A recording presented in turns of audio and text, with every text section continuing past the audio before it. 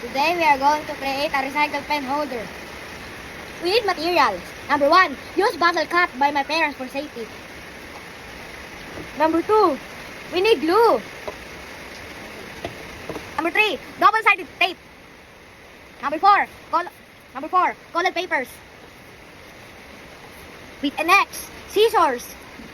And some art materials like ribbons and cat eyes. By the way, I use oil bottle since we do not drink always a Coke. So let's begin by cutting colored papers that fits on the bottle.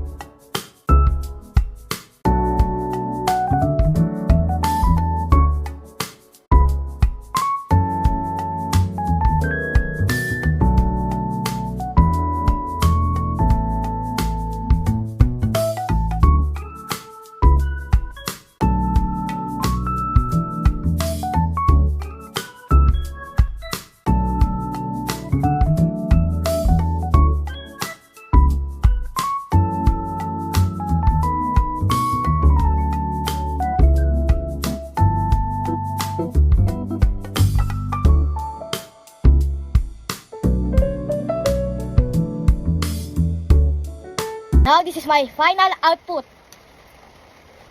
Now let's test this one by putting pens inside.